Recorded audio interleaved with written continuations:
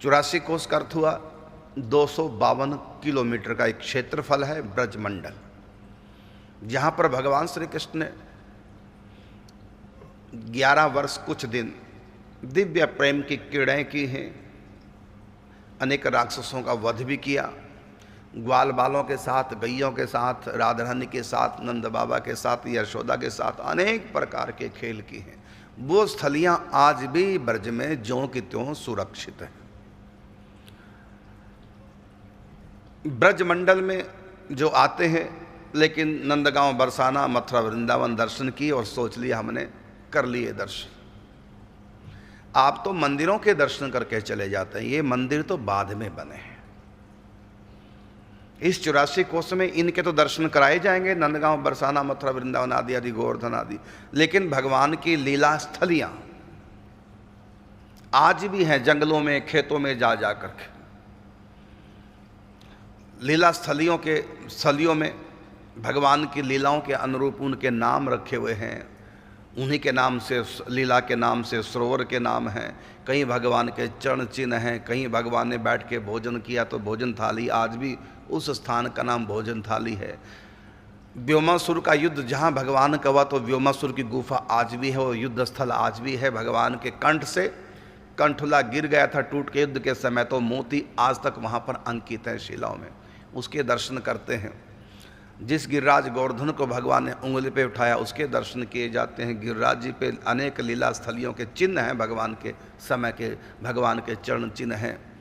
फिसलनी शिला जिस पर भगवान फिसल के आते हैं। सिंदूर से तिलक किया था गिरिराज जी को, आज भी सिंदूरी शिला है, श्रृंगार शिला है, राधा कुंड, कृष्ण कुंड है, जहाँ राधा रानी को फूलों से श्रृंगार किया तो कुसुम सरोवर आज भी है। भगवान की पटरानियों ने, रानियों ने उद्धव से जहाँ पर भागवत कथा प्रथम बार सुनी थी, वो स्थान उद्धव कुंड के नाम से आज भी है। देव ऋषि नारद जी का नारद कुंड जो नारद जी की तपस्थली है, भगवान श्री निम्बारकाचार्य जी की तपस्थली है गिरिराज गोवर्धन में, इन सब के दर्शन कराए जाते हैं। ब्रजेश्वर महादेव जिनकी आराधना करके राधा रानी को पुत्री के रूप में महाराज वृषभानु ने प्राप्त किया था, वो स्थान आज भी है। राधा कृष्ण का प्रेम मिलन प्रथम बार जहाँ हुआ वो स्थान प्रेम सरोवर के नाम से आज भी है। महाराज वृषभानु जिस सरोवर में स्नान करते थे वो वृषभानु सरोवर आज भी है। नंद बाबा कन्हैया को लेकर के नंदगांव में जिस सरोवर पे स्नान करने जाते वो आज भी पावन सरोवर है। ठाकुर जी जहाँ गैयों को टेरते थे वो स्थान आज भी कदम टेर के नाम से प्रसिद्ध है। भगवान शिव आस लगा करके कृष्ण के दर्शनों के लिए बाल कृष्ण के जहाँ बैठे थे आस लगाए, वो आशेश्वर महादेव आज भी नंदगांव में स्थित हैं। गोपियाँ पनिहारी कुंड पे जल भरने जाती थी, वो पनिहारी कुंड आज भी है वहाँ पर। एक बार ठाकुर जी ने मोतियों की खेती की थी, वो मोती कुंड आज भी नंदगांव में है।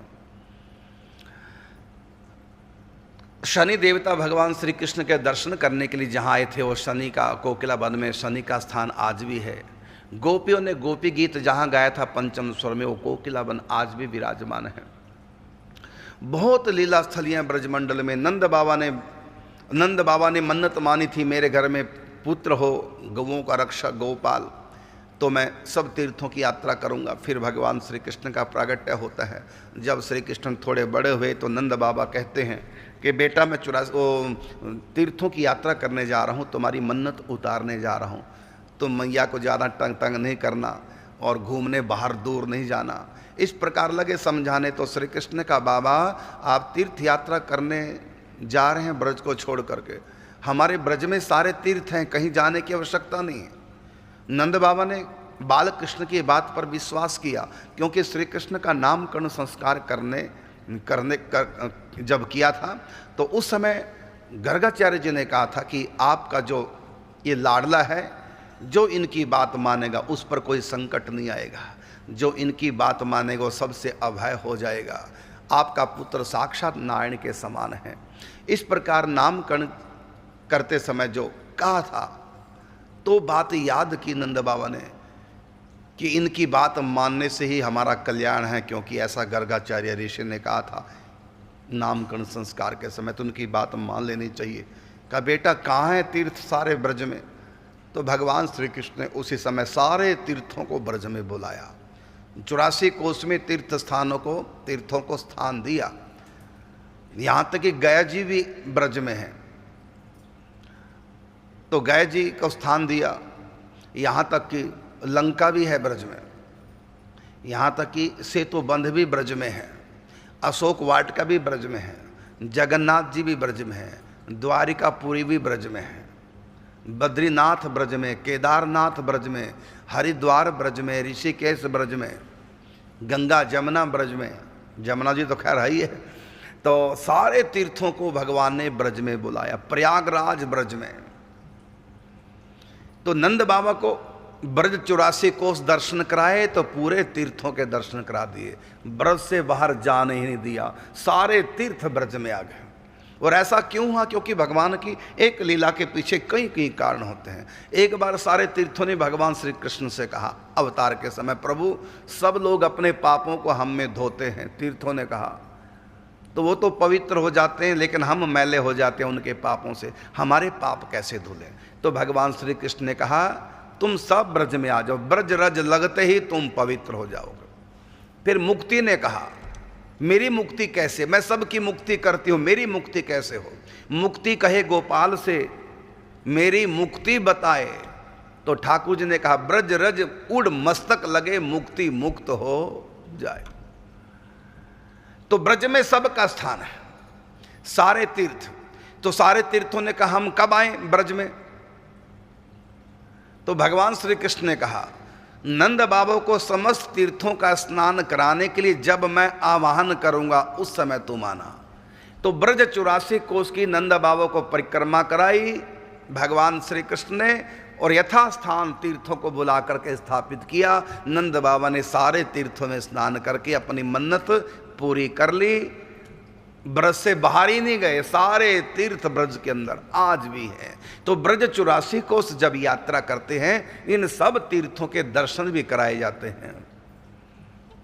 जहां जहां भगवान ने जिस तीर्थ की स्थापना की है, प्रयागराज ललिता सखी के ऊंचे गांव में है, गंगा जमुना सरस्वती तीनों धाराएं प्रकट हो गई, वो कुआं है। और केदारनाथ जी हैं ब्रज में, बद्रीनाथ जी हैं ब्रज में, जगन्नाथ जी हैं। केदारनाथ बद्रीनाथ भी हमारी यात्रा जाती है। जैसे बद्रीनाथ गाड़ी चली जाती है, यहाँ भी बद्रीनाथ में गाड़ी चली जाती है। हिमालय में जो बद्रीनाथ है उत्तराखंड में, वहाँ गाड़ी नहीं जाती, तो उसमें केदारनाथ में गाड़ी नहीं जाती, तो यहाँ भी केदारनाथ में गाड़ी नहीं जाती। वहाँ पैदल चलना पड़ता केदारनाथ के लिए, तो ब्रज में भी पैदल चलना पड़ता केदारनाथ के लिए। वहाँ चढ़ाई है केदारनाथ की, यहाँ भी ब्रज में चढ़ाई है केदारनाथ की। जैसे केदारनाथ में गौरी कुंड है, नीचे यहाँ भी गौरी कुंड है। जैसे बद्रीनाथ में तप्त कुंड है, तो यहाँ भी बद्रीनाथ में तप्त कुंड है स्नान के लिए। मैंने सारे तीर्थों को भगवान ने ब्रज में बुलाया है।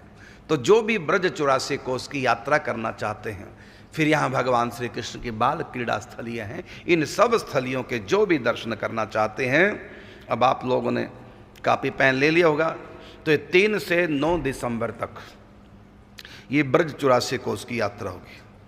तो जो भी जाना चाहें संपर्क सूत्र है 7251962000। एक बार फिर दोहरा रहा हूँ 7251962000। एक और नंबर आप नोट कर सकते हैं, कई बार एक नंबर ना मिले या अंग्रेज हो तो दूसरा नंबर 7251963000। एक बार फिर नोट करेंगे 7251963000। दोनों नंबर लगभग सेम है, केवल एक अंक का अंतर है। लास्ट में एक नंबर में 2000 और दूसरे नंबर पे 3000, बाकी सारे अंक सेम है। तो यात्रा चलेगी किस प्रकार से, मैं थोड़ा सा जो अनजान है मैं ही बता देता हूं, क्योंकि फ़ोन पे भी आप फिर पूछेंगे तो अभी बता देता हूं यात्रा का किस ढंग से कार्यक्रम रहता है। सुबह 6 बजे से 8 बजे तक कथा होगी इस दास के द्वारा।